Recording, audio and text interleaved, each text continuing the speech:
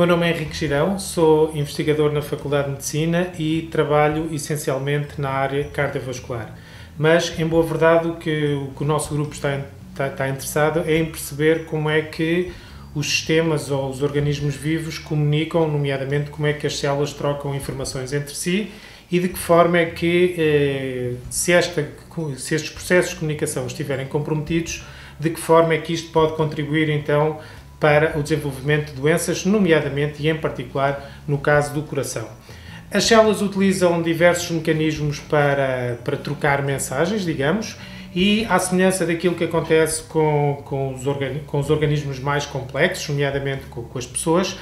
há três grandes razões para que as células falem umas com as outras, que é para trocar informação, que é para pedir ajuda e é para estabelecer redes. Portanto, estes são os principais motivos pelos quais as pessoas também comunicam. E, portanto, são estes mesmos princípios que regem ou que fazem com que a comunicação entre as células seja tão essencial para a manutenção dos organismos do qual elas fazem parte. Existem diversas formas de comunicação. As células podem comunicar estando elas juntas ou conectadas, ou pode acontecer um outro tipo de comunicação, que é quando as células estão separadas fisicamente. E no caso, por exemplo, quando as células são adjacentes ou estão coladas umas às outras, elas formam uma espécie de uns canais, de uns túneis, que permitem que haja fluxo de informação entre cada uma delas, ou seja, há determinados sinais, determinadas moléculas que podem passar de um lado para o outro e, portanto, é assim que as células falam umas com as outras quando elas estão juntas.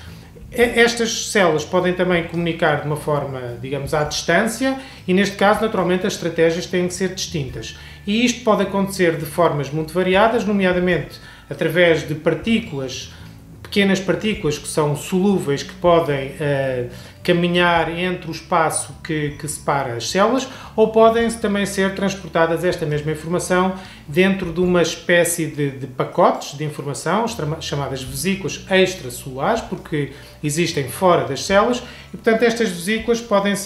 são produzidas e secretadas ou libertadas por um determinado conjunto de células, que depois pode circular em distâncias mais ou menos curtas. Podem, por exemplo, acontecer uma comunicação dentro do mesmo órgão, mas entre células que estão fisicamente separadas, ou pode mesmo acontecer uma comunicação a longa distância, por exemplo, entre órgãos diferentes, suponhamos entre o cérebro e o coração, entre o coração e o rim, enfim, todas as possibilidades são possíveis e, neste caso, falamos de comunicação à distância, longa distância, mediada, neste caso, por vesículas extracelulares. No caso do coração em concreto, e como disse no início, é nas doenças cardiovasculares que nós nos dedicamos, no nosso grupo de investigação na Faculdade de Medicina. Como devem saber, o coração é constituído por diferentes tipos de células. Não é só o músculo cardíaco que é quem contribui para a contração do coração, para que haja ejeção do sangue, para poder chegar a todos os outros órgãos e sistemas periféricos. Mas, para além destas células contráteis, chamados cardiomiócitos, o coração é constituído por uma diversidade grande de células e é necessário que todas estas células comuniquem, quer direta, quer à distância, comuniquem de uma forma eficiente para que o coração cumpra, digamos, a sua missão, que é contrair e injetar e bombear o sangue para o resto do organismo. Estes diferentes tipos de células incluem, para além dos cardiomiócitos, por exemplo, as células dos vasos sanguíneos, que têm que irrigar o coração. O coração é constituído também por outro tipo de células, denominado, por exemplo, fibroblastos, que dão, digamos, formam a matriz e que constituem a estrutura e que dão estrutura ao coração. E também, por exemplo, células do sistema imune, que são importantes para garantir o bom funcionamento do coração. Nós, maioritariamente no nosso grupo, dedicamos a tentar perceber como é que as células funcionam entre si, como é que comunicam entre si, mas naturalmente depois, num patamar superior, a ideia é perceber de que forma é que elas estão, ou que esta disfunção, ou que estas alterações da comunicação podem ter impacto ao nível da doença, em particular, como já referi, ao nível das doenças cardíacas. E para isso nós utilizamos uma estratégia digamos, transversal, que vai desde o estudo dos mecanismos utilizando como ferramenta as células, depois utilizamos modelos intermédios, como são os modelos animais, que de alguma medida mimetizam ou reproduzem aquilo que é a doença humana, e depois, tanto quanto possível, e depois, fruto da boa colaboração que temos com os clínicos, nomeadamente com cardiologistas, nós podemos ter, digamos, acesso aos doentes ou à doença. Naturalmente, não sendo clínicos, não podemos intervir nos doentes, mas podemos ter acesso a amostras que provêm desses doentes para perceber que se os mecanismos que nós estudamos nas células têm ou não alguma implicação em termos do desenvolvimento de doenças do coração. Em concreto, por exemplo, esta comunicação que eu referi no início, que ocorre entre células vizinhas, entre células que estão adjacentes, no caso do coração isto é particularmente importante porque existem zonas do coração onde são gerados sinais elétricos, em zonas muito particulares e pequeninas do coração, que são gerados potenciais elétricos, e estes potenciais e estas ondas têm que ser rapidamente transmitidas e propagadas a todo o coração de uma forma eficiente para que ele contraia de uma forma coordenada e sincronizada, para que seja eficiente este batimento cardíaco. E, portanto, é fácil de antecipar que, se esta comunicação entre as diferentes células que formam o coração não for eficiente, portanto, esta propagação deste sinal elétrico não ocorre de uma forma conveniente e, naturalmente, o coração entra num chamado fenómeno de arritmia e que, em última análise, leva a que ele contraia de uma forma menos eficiente, menos sangue é bombeado, o que dá origem a um quadro clínico denominado insuficiência cardíaca. Portanto, estão aqui a perceber que alguns dos mecanismos de comunicação intercelular mediadas por aqueles tais túneis que eu referi no início têm uma importância fundamental para o funcionamento do coração. E, portanto, pode-se imaginar que estes canais podem servir, uma vez sabendo que eles estão disfuncionais em algumas doenças, naturalmente eles podem servir como bons alvos terapêuticos se nós quisermos modular a comunicação no coração.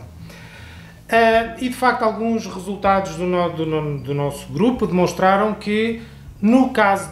numa doença cardíaca em particular, a chamada isquémia, em que, no fundo, há uma oclusão de um dos vasos que irriga o coração, que transporta sangue a determinadas zonas do coração, se essas artérias ou se esses vasos estiverem entupidos, há determinadas zonas do coração que deixam de ser devidamente irrigadas e, portanto, são as chamadas zonas isquémicas, que, se isto persistir durante algum tempo, pode levar então ao infarto do miocárdio, onde tem como consequências, portanto, durante um período longo de tempo não houver o aporte de sangue a determinadas zonas do coração, aquela zona do coração, digamos, morre. E, portanto, é isso que leva ao infarto do miocárdio, e nós tentamos perceber de que forma é que a ausência do aporte de sangue pode contribuir para a morte destas células. E uma das coisas que nós descobrimos no nosso grupo foi que, de facto, quando estas zonas do coração deixam de receber este sangue, este fluxo sanguíneo, estes canais ou estes túneis que permitem a comunicação entre duas células vizinhas, que são fundamentais, como eu referi, para levar e transportar o sinal elétrico entre as diferentes células do coração, portanto, neste contexto isquémico, estes canais ou fecham ou são degradados. Portanto, o potencial ou este sinal elétrico chega a um determinado momento e encontra uma barreira que não pode passar para o seguinte. E, portanto, o coração, nestes casos, começa a funcionar de uma forma muito desregulada.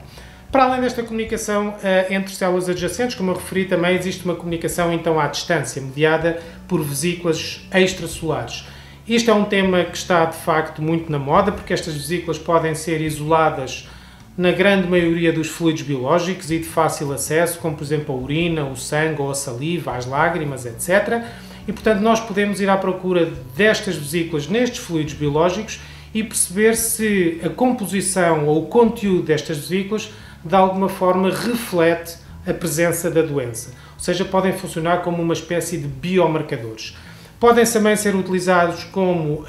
bons veículos terapêuticos, porque nós podemos, por exemplo, retirá-las de um determinado organismo, manipulá-las cá fora, tirar coisas, pôr coisas, depois voltar a injetar no organismo, como são, digamos, do organismo que foram retiradas, o organismo não o reconhece como estranhas, e nós podemos utilizá-las como, digamos, veículos terapêuticos para levar determinados fármacos ou material genético, seja o que for, a determinadas células.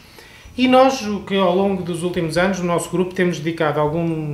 de algum do tempo à investigação nesta área das doenças das vesículas extracelulares no contexto cardíaco, e um dos grandes achados do nosso grupo nos últimos tempos foi demonstrar que estas vesículas têm na sua superfície também aquele mesmo túnel que eu expliquei no início, que era importante para ligar duas células vizinhas.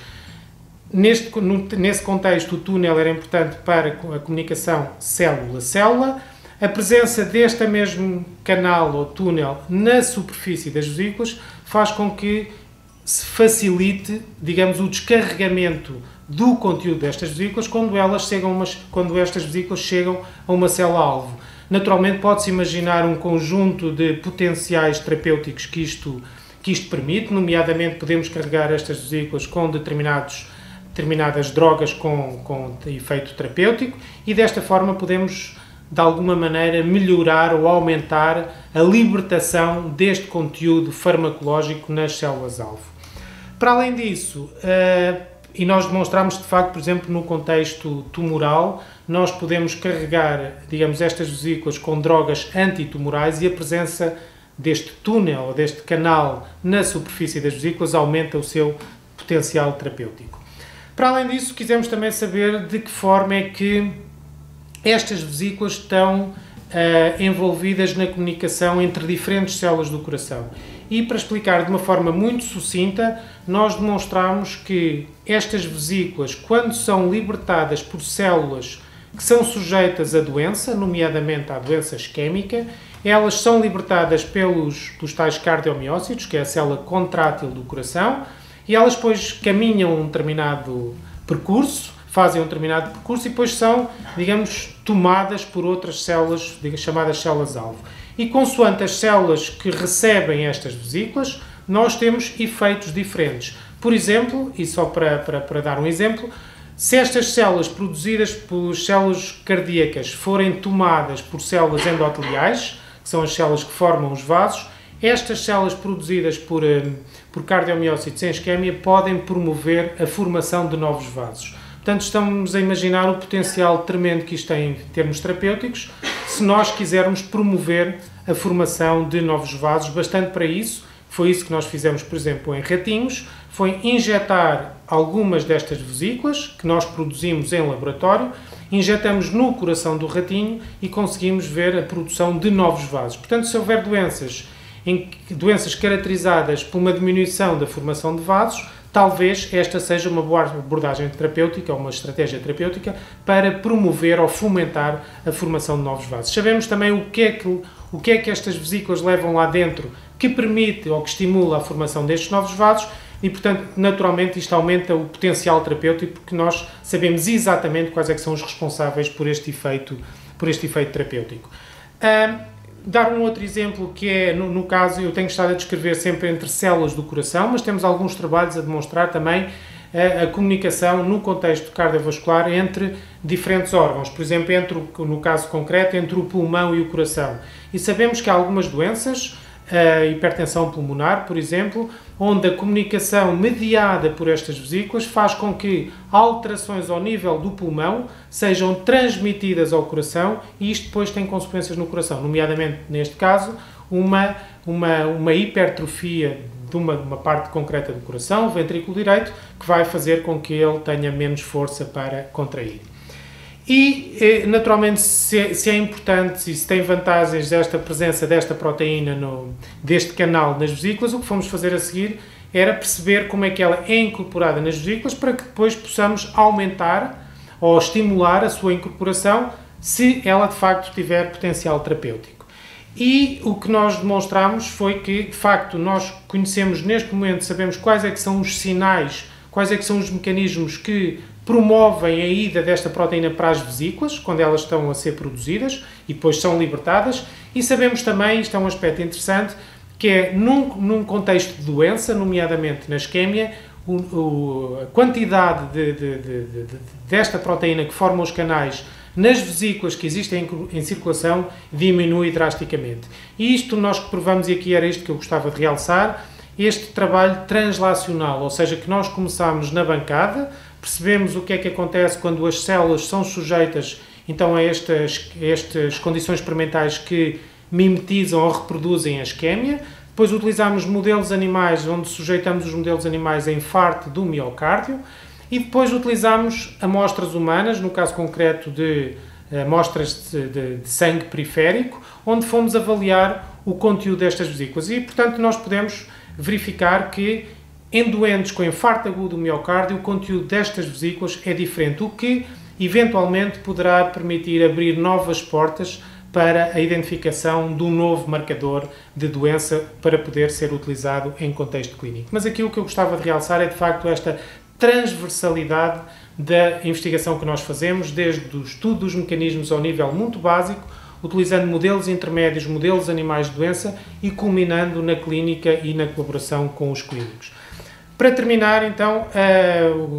isto é um pouco uma imagem que descreve de uma forma muito sumária aquilo que nós fazemos no grupo, ou seja, de que forma é que alterações da comunicação podem contribuir para o desenvolvimento de doença. Quer a comunicação entre células vizinhas, como eu expliquei, que pode impedir a propagação rápida do tal sinal elétrico, que é importante para que o coração bombeie de uma forma eficiente o sangue, e também perceber como é que estas vesículas que circulam no nosso sangue,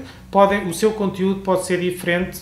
em pessoas saudáveis e em pessoas doentes, nomeadamente em pessoas com doenças cardiovasculares. E percebendo estas diferenças em termos de conteúdo, nós podemos eventualmente, num futuro, determinar a presença da doença quando não existem ainda manifestações clínicas, portanto, utilizá-las como marcadores. Para terminar, e naturalmente isto é importante que se perceba, e a mensagem é, naturalmente, isto só é possível com equipas multidisciplinares. Naturalmente, todo este trabalho, ou qualquer trabalho na área das ciências biomédicas, só é possível com o contributo de pessoas de diversas áreas, com diversas competências, com recursos variados e complementares, para que depois nós possamos encaixar, de facto, estas diferentes peças do puzzle, para que no final possamos ter uma ideia mais alargada e mais abrangente de tudo o que se passa, desde a molécula até ao homem, para que possamos desenvolver estratégias terapêuticas mais eficientes e, igualmente importante, mais dirigidas às pessoas, a chamada medicina precisão ou medicina personalizada.